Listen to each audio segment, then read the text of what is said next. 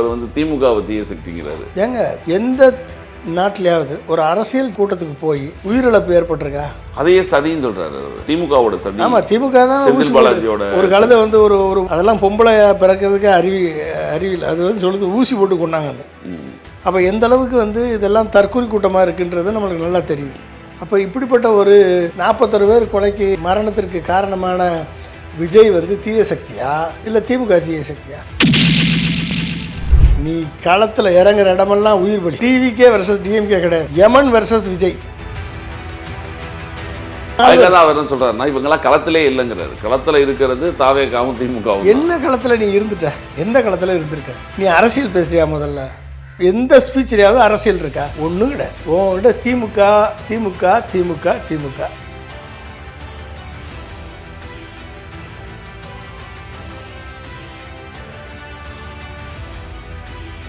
வணக்கம், இது செய்தி மலரின் நேர்காணல் நிகழ்ச்சி. இன்றைய நிகழ்ச்சியில் கலந்து கொண்டு தன்னுடைய கருத்துக்களை தெரிவிப்பதற்காக டாக்டர் முனைவர் அரசியல் விமர்சகரான பொன்ராஜ் அவர்களை சந்திக்கவிருக்கிறோம். வணக்கம். வணக்கம் சார். இந்த 2026 தேர்தலை பொறுத்த வரைக்கும் ஒரு வித்தியாசமான ஒரு 4 முனை போட்டி அப்படிங்கிற மாதிரி இருக்குது. நீங்கள் இது வரைக்கும் நம்ம எல்லாம் பார்த்துருப்போம், அதிமுக கூட்டணிக்கும் திமுக கூட்டணி தான் நேரடியாக போட்டியிருக்கோம். இந்த தடவை திமுக கூட்டணி, அதிமுக பாஜக ஒரு கூட்டணி மற்றும் நாம் தமிழர் இப்போ தனியாகவே நிற்கிறாங்க, 204 தொகுதியும் தனியாகவே நிற்கிறாங்க. அதோட புதிய வரவான தாவேகா. இந்த தாவேகா வந்து யாருடைய ஓட்டை பிரிக்க போகுது அப்படின்றது யாருக்கும் இன்னும் புரியல. ஏன்னா அவங்க இது வந்து களத்திலே இல்லை, எந்த தேர்தலையும் ஈடுபடலை. முதல்ல இந்த புதிய வரவான தாவேகா பற்றி நீங்கள் என்ன நினைக்கிறீங்க? 4 முனை போட்டி இல்லை, இது வந்து 7 முனை போட்டியாக. இப்போ இன்றைக்கி இருக்கக்கூடிய சூழலில் 7 முனை போட்டி மாதிரி இருக்குது. 7 முனையோ 8 முனையோ ஆக போகுது. தாவேகா கட்சி வந்து எல்லாருடைய வாக்குலேருந்து தானே எடுக்கணும். எல்லா கட்சியிலேருந்தும் கொஞ்சம் கொஞ்சம் எடுக்கணும். எவ்வளோ பர்சன்டேஜ் எந்த கட்சியிலேருந்து வரப்போகுதுன்னு தான் தெரியல. அதை வேஸ்ட் பண்ணி தான் இருக்கும். ஏன்னா ரசிகர்கள் ஓட்டு வந்து எல்லா கட்சியிலையும் விஜய் ரசிகர்கள் இருப்பாங்க. அவங்களாம் இப்போ விஜய்கிட்ட போயிட்டாங்க.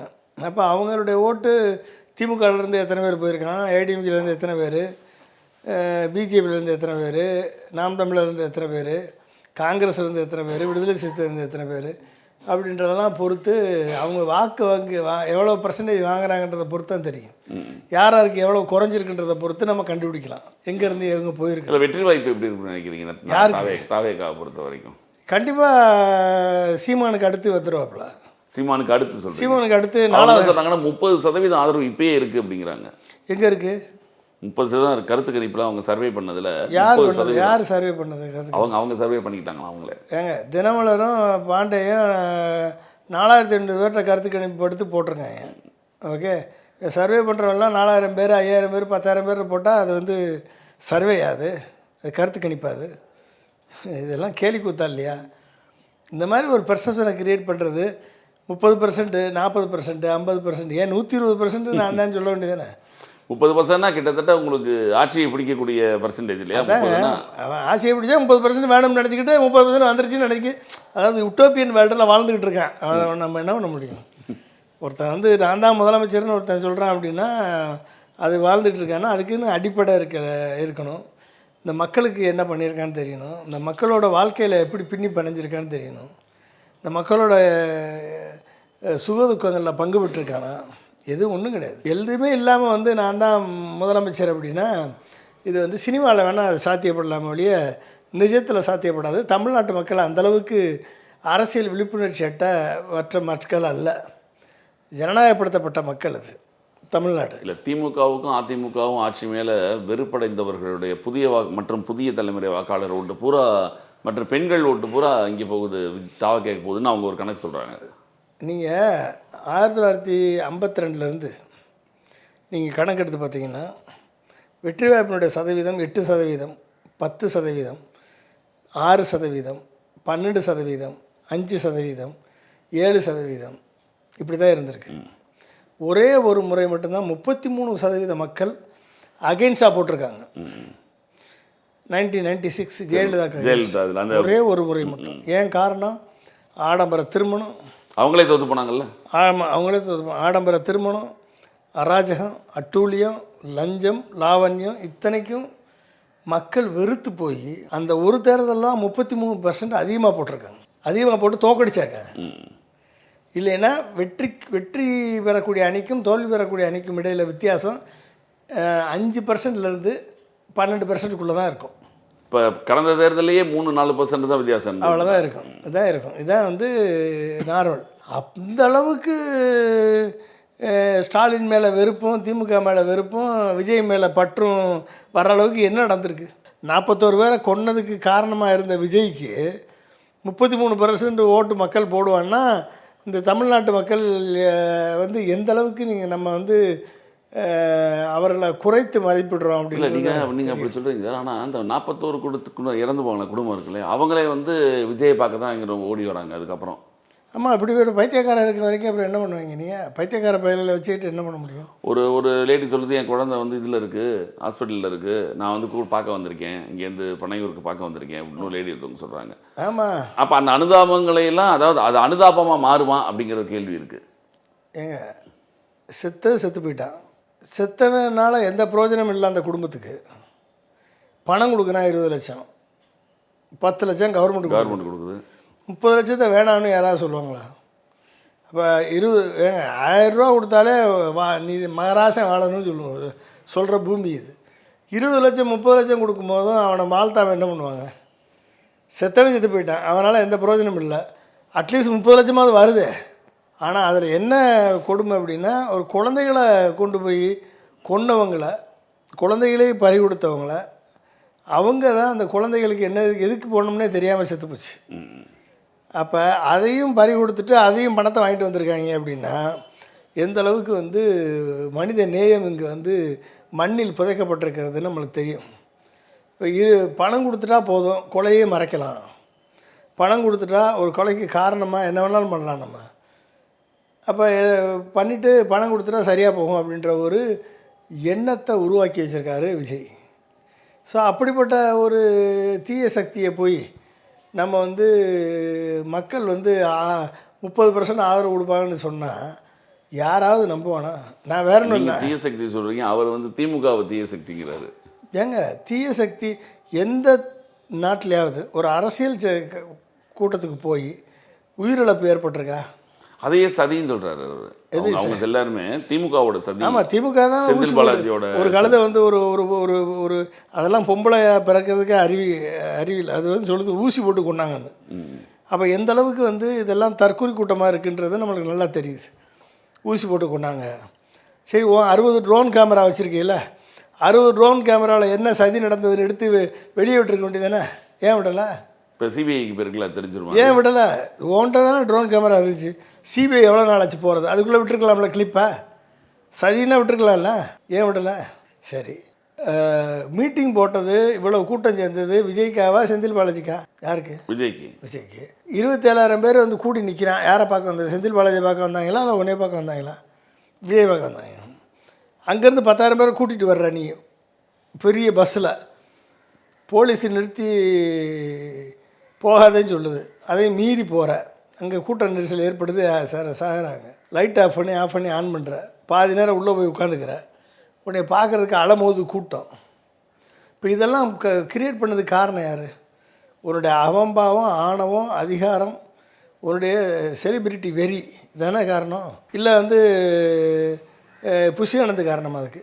இல்லை ஆதவர்ஜனா காரணமா? இல்லை செந்தில் பாலாஜி காரணமா?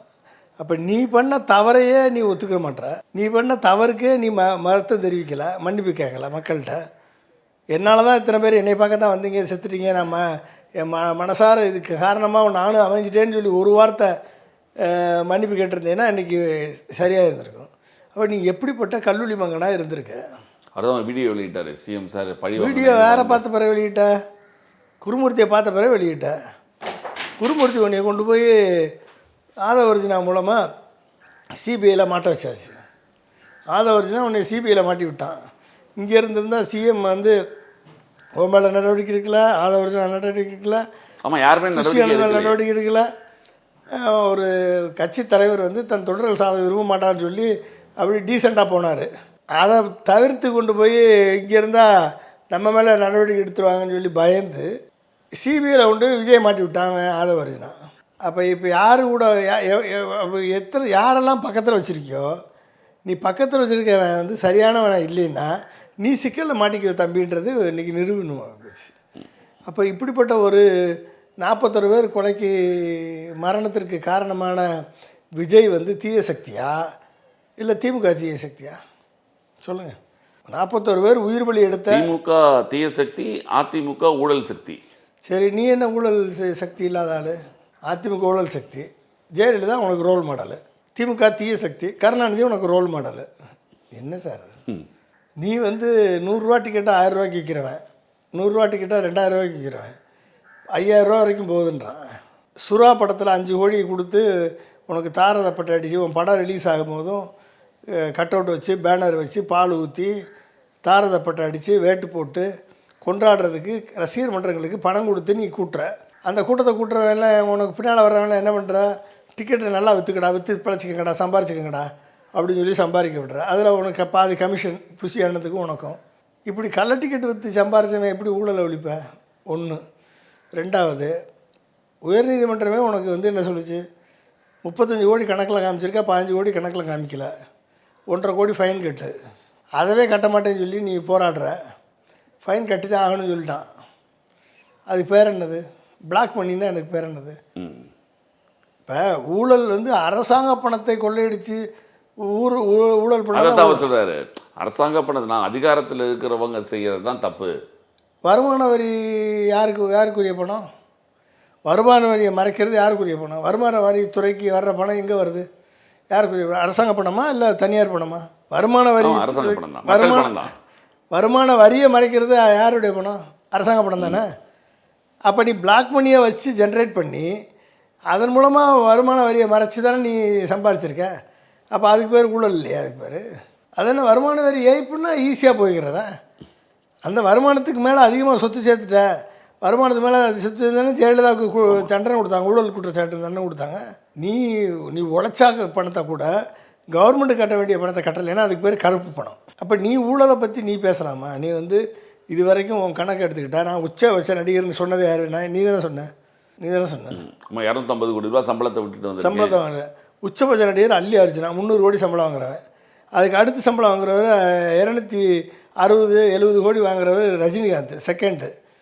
அதுக்கப்புறம் தான் நீ 250 3வது ஆள் தான் நீ. ஆனால் அதுலேயும் போய் சொல்லிட்ட உச்சபட்ச நடிகர்னு. ஓகே, அங்கேயும் போய் சொல்லியிருக்க. நீ உச்சபட்ச நடிகர் இல்லைப்பா, நீ 3வது நடிகன் தான். ஓகே, ஒன்று.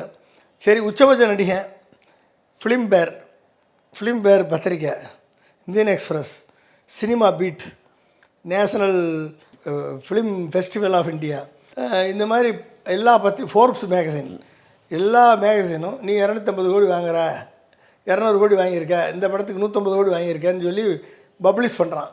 கடந்த 10 வருஷமாக பப்ளிஷ் பண்ணியிருக்கான் டேட்டா. இது வரைக்கும் அதை மறுத்திருக்கேன் நீ? மறுக்கலை. அப்படின்னா என்ன அர்த்தம்? வாங்கியிருக்கேன்னு அர்த்தம். உச்சபட்ச நடிகை நான் அப்படின்னு நீ தான் சொன்ன. உச்சபட்ச நடிகைனா 300 கோடி படத்துக்கு.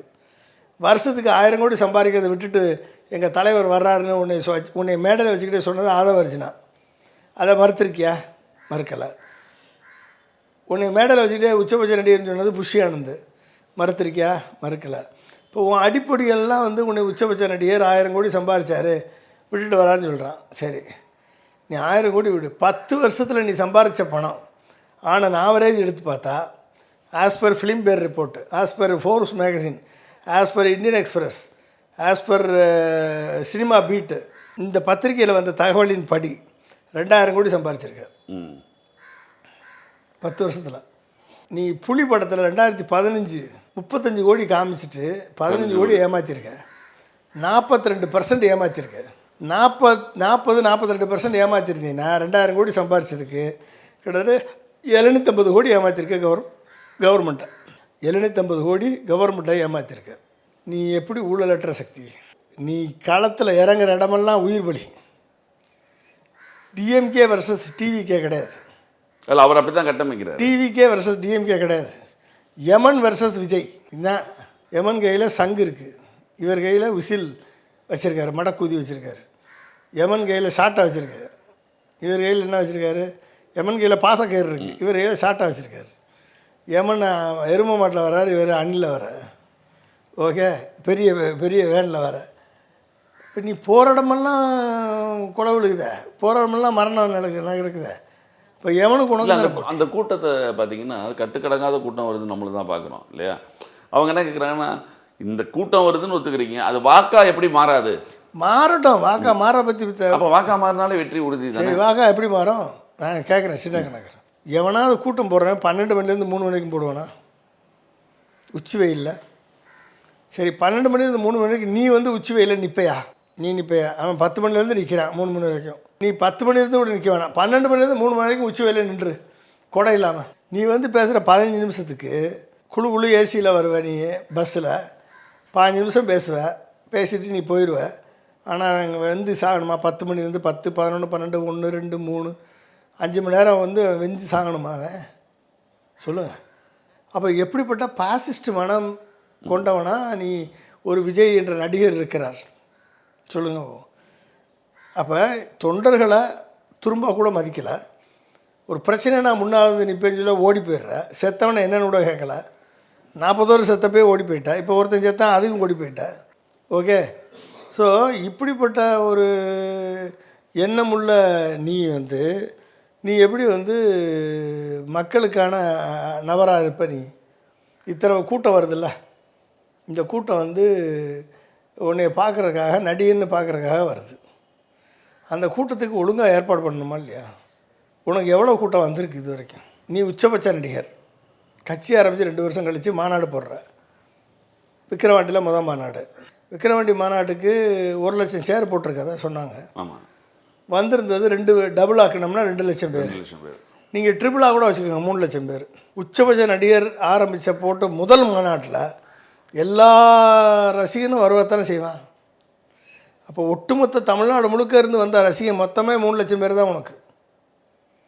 சரியா? 70% வந்திருக்கான்னு வச்சுக்கோங்க. மிச்சம் 30% வர முடியாமல் இருக்கும். பொருளாதார பிரச்சனை இருக்கலாம், வேறு ஏதாவது பிரச்சனை இருக்கலாம், பிஸியாக இருந்திருக்கலாம், இல்லை அவங்க அப்பா அம்மா ஏதாவது ஒரு பிரச்சனை இருக்கலாம். 70% வந்திருப்பான்ல. அந்த 30% சேர்த்தாலுமே 5 லட்சம் இல்லையா? 5 லட்சம். அந்த 30% எடுத்துக்கோங்க. அந்த 5 லட்சம் நம்ம மதுரை மாநாடு அதை விட 1000 ஏக்கரில் போட்டிங்க. அங்கே வந்து 1.5 லட்சம் சேர் போட்டிங்க, 3 லட்சம் பேர் வந்திருப்பான். நீங்கள் இன்னும் 2 லட்சம் சேர்த்துக்கோங்க, 5 லட்சம் பேர், மொத்தமாக 5 லட்சம் பேர் வந்தாச்சு.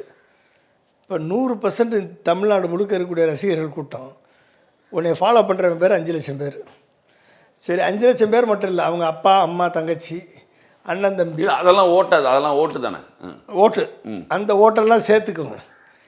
ஒருத்தன் வந்தால் 4 பேர் ஓட்டை போடுறான்னு வச்சுக்கோங்க. ஒருத்தன் வந்தால் 4 பேர் ஓட்டை வாங்கிடுறான்னு வச்சுக்கோங்க. நாங்க 20 லட்சம். ஓகே.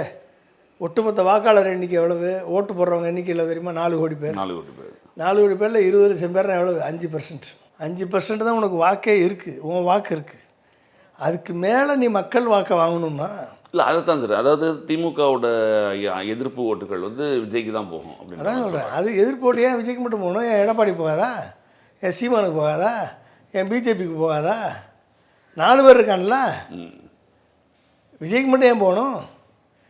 திமுகவோட எதிர்ப்பு ஓட்டை பிரிக்கிறதுக்கு 4 பேர் தான். அவர் சொல்கிறாருன்னா இவங்கெல்லாம் களத்திலே இல்லைங்கிறாரு. களத்தில் இருக்கிறது தாவேகாவும் திமுகவும். என்ன களத்தில் நீ இருந்துட்ட? எந்த களத்தில் இருந்திருக்க சொல்லு. நீ எந்த களத்தில் இருந்திருக்க? நீ அரசியல் பேசுறியா? முதல்ல நீ ஏதாவது அரசியல் உன்னுடைய எந்த ஸ்பீச்சிலையாவது அரசியல் இருக்கா? ஒன்றும் கிடையாது. உன்கிட்ட திமுக திமுக திமுக திமுக திமுக தீய சக்தி, திமுக தீய சக்தி, திமுக. இதை தவிர திமுக ஃபோபியாவை தவிர நீ என்ன பாட்டு பாடுற? வசனத்தை 4 பஞ்சரேலாக்கு எழுதிட்டு வந்து அந்த பஞ்சரேலாக்க பேசிட்டு போகிற. அது எவனோ மண்டபத்தில் எழுதி கொடுக்குறான், அவனுக்கு பொலிட்டிக்கல் ஸ்ட்ராட்டஜிஸ்ட்டு பணம் கொடுத்து வச்சுருக்க. அவன் எழுதி கொடுக்குறது வந்து இங்கே வந்து ஒப்பிச்சுட்டு போகிற. நீ திமுக வந்து அரசியல் எதிரி, பாஜக வந்து கொள்கை எதிரி. அரசியல் அப்போ இதுலேயே தெரியுது நீ வந்து டுபாக் கூறணும். அரசியல் வேறு, கொள்கை வேறு. என்னென்னா அப்போ நீ எப்படி உனக்கு அரசியல் கட்சி நடத்தவே தெரியலன்னு அர்த்தம். கொள்கை இல்லாமல் அரசியல் எப்படி வரும்? கொள்கை இல்லாமல் அரசியல் எப்படி வரும்? இந்துத்துவா கொள்கையை வச்சு தான் பிஜேபியே நிற்கிது. திராவிட சித்தாந்த கொள்கையை வச்சு தான் திமுகவும் அதிமுகவும் நிற்கிது. தமிழ் தேசிய கொள்கை வச்சு தான் சீமா நிற்கிறாரு. இவங்க எல்லாமே கொள்கை இல்லாமல் அரசியல் எப்படி நடத்த முடியும்? அப்போ கொள்கைன்னா உனக்கு ஒன்றும் தெரியல, அரசியல்னாலும் ஒன்றும் தெரியல. அப்படி உன்னை குழப்பி வச்சுருக்கேன். அந்த பின்னால் கொள்கை தலைவர்கள் வேறு 5 பேர் படம் வேறு வச்சுருக்கேன். சரி, அந்த கொள்கை தலைவரை பற்றி ஒரு 10 நிமிஷம் பேச முடியுமா அவரால்? சரி, கொள்கை தலைவர் எப்படி சூஸ் பண்ணியிருக்க? வன்னியர் ஓட்டு வேணுன்றக்காக அஞ்சலி மால் படத்தை போட்டிருக்க. நாடார் ஓட்டு வேணுன்றக்கா காமராஜர் படத்தை போட்டிருக்க. பெரியார் திராவிட சித்தாந்த ஓட்டு வேணுன்றக்கா பெரியார் படத்தை போட்டிருக்க. அம்பேத்கர் எஸ்சி எஸ்டி ஓட்டு வேணுன்றக்கா அம்பேத்கர் படத்தை போட்டிருக்க. வீரமங்கை வேலுநாச்சியார் முக்குலத்தோர் ஓட்டு வேணுன்றக்கா வீரமங்கை வேலுநாச்சியார் படத்தை போட்டிருக்க. அப்போ நீ எப்படிப்பட்ட ஜாதி வெறி பிடிச்சவனா இருப்ப நீ? சரி, அப்படி போட்டவன் ஏன்டா நீ வந்து காகிதம் இல்லத்து படத்தை போடல? முஸ்லீம் ஓட்டு வேணாமா உனக்கு? ஏன் கிறிஸ்டினில் ஒரு பாதிரியார் படத்தை போடலை? அவங்க ஓட்டு வேணாமா உனக்கு? சொல்லுங்கள். வேறு எவனுமே இல்லையா? வேறு மற்ற ஜாதியில் எந்த ஜாதியும் இல்லையா? இதைத்தானே ஜாதிக்கு ஒரு ஓட்டு பெரிய பெரிய ஜாதிக்கான ஆள், அவ்வளோதானே கணக்கு. இல்லை, அதில் சொல்லும்போது இப்போ நீங்கள் சொன்னீங்களே இந்த சிறுபான்மையினர் ஓட்டை ஃபுல்லாக இப்போ திமுகட்டிருந்து விஜய்க்கு வரப்போகுது. எதுக்கு வரணும்? என்னதுக்காக வரணும்? நீ சிறுபான்மைக்காக என்ன பண்ண? கிறிஸ்டின் சர்ச்செல்லாம் அடிச்சு நொறுக்கும் போது எங்கே போயிருந்த? தூங்கிட்டு இருந்தியா? மணிப்பூரில் 400 சர்ச்சை அடித்து நொறுக்கி 60,000 பேரை தெருவில் விட்டானே, அப்போ எங்கே போயிருந்த? தூங்கிட்டு இருந்தியா? இந்த கிறிஸ்துமஸுக்கு அடித்து நொறுக்கினானே உத்தரப்பிரதேசத்துலேயும் ராஜஸ்தான்லேயும் கிறிஸ்டியன் சர்ச்சஸை, அப்போ எங்கே போய்ட்டு இருந்த? தூங்கிட்டு இருந்தியா நீ? உன்னை நம்பி எப்படி வருவான் கிறிஸ்தவ முஸ்லீம் மக்கள்? நீ அவர்களுக்காக என்ன பண்ணியிருக்க? உன்னை நம்பி 2 சில்லறை வேணால் வரும். அந்த அங்கே பதவி கிடைக்காத சில்லறை வேணால் உன் பின்னால் வரும் இல்லையா? ஒட்டுமொத்த கிறிஸ்தவ முஸ்லீம் மக்கள் எப்படி வருவாங்க? இதைத்தான் ஜனநாயகன் படத்தை தடை செய்ததன் மூலமாக பிஜேபி விஜய்க்கு அகெயின்ஸ்டாக இருக்கின்ற ஒரு பிம்பத்தை கிரியேட் பண்ணி அந்த பிம்பத்தை வைத்துக்கொண்டு கிறிஸ்தவ முஸ்லீம் வாக்களை பெற்றுவிட வேண்டும் திமுகவிடமிருந்து. அதாவது திமுகவிலிருந்து அந்த சிறுபான்மையை பிரிக்கிறதுக்கு பிஜேபியினுடைய மறைமுகமான வேலை திட்டத்துக்கு நீ உதவுற. வாயே திறக்காம உட்காந்துருக்க நீ. இல்லை, ஒரு பாசிச பாஜகன்னே சொல்கிறாரு. பாசிச பாஜகன்னு சொன்னால் போதுமாங்க? அது பெரிய பெரிய விமர்சனமா? பாசிச பாஜகன்னு சொல்லிட்டா போதுமா? பாசிச பாஜகன்னு வேறு என்ன பேசுன நீ? மோடி இவ்வளோ வேலை பண்ணிகிட்ருக்காரு.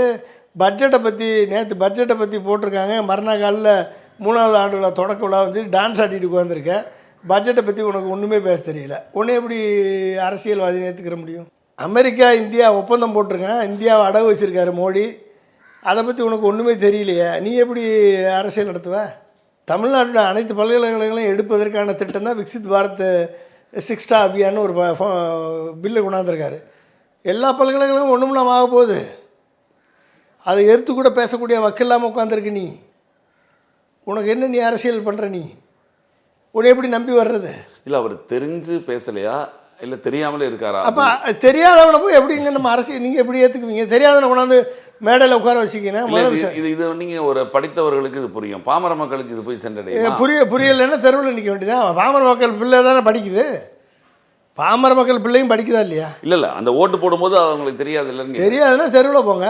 நீங்கள் நினச்சிக்கிட்டு இருக்கீங்க எல்லோரும் ஓட்டு போட்டுருவாங்கன்னா அந்தளவுக்கு முட்டாள்கள் தமிழ்நாட்டு மக்கள்னு. கிராமத்தில் இருக்கவனுக்கும் தெரியும் யார் யாருக்காக குரல் கொடுப்பா, யார் யாருடைய அவதாரம், யார் அரிதாரம் பூசி வர்றான், யார் வேஷம் போடுறான், யார் வெட்டி அழுகிறான், யார் வந்து ஒப்பனை பண்ணிட்டு அழுகிறான் அப்படின்றத தமிழ்நாட்டு மக்கள் தெரிஞ்சு வச்சுருக்காங்க. இப்போ காங்கிரஸ் ஒரு நேஷனல் பார்ட்டியோட கூட்டணி சேர்ந்தால் ஒரு அமையற போகிற மாதிரி ஒரு பேச்சுக்கள் இருக்குது. காங்கிரஸ் 2 பக்கமும் பிரிவாக இருக்காங்க போட்டிருக்கு. திமுகவிலே தொடரணும் அப்படின்னு. ஒரு சில பேர் தாவேகா பக்கம் போகலாம் அப்படின்னு கூட நினைக்கிறாங்க. ஒருவேளை காங்கிரஸ் தாவேகாவுடன் இணைந்தால் அது ஒரு பெரிய பலமாக இருக்குமா உங்களுக்கு? 5%ல் 4% இணைஞ்சால் எத்தனை பெரிய பலம்? ஏற்கனவே 5% ஓட்டு இருக்குது. 2 வருஷமாக கூவி அதிகாரத்தில் பங்கு கொடுக்குறேன், ஆட்சியில் பங்கு கொடுக்குறேன்னு ஒருவே வந்து சேரலை. காங்கிரஸில் இருக்கக்கூடிய 2% ஓட்டு 5% ஓட்டோட சேர்ந்தால் 7%. அதில் என்ன பலம் இருக்க போகுது? சீமானை கூட தாண்ட முடியாத. காங்கிரஸும் விஜயும் சேர்ந்தா சீமானை கூட தாண்ட முடியாது. சீமான் வாங்கின ஓட்டை கூட தாண்ட முடியாது. ஆமாம், சீமான் இப்போ 8%. ஆமாம் 8%. நீ வாங்கினது 7% தானே 2 பேரும் சேர்ந்தா.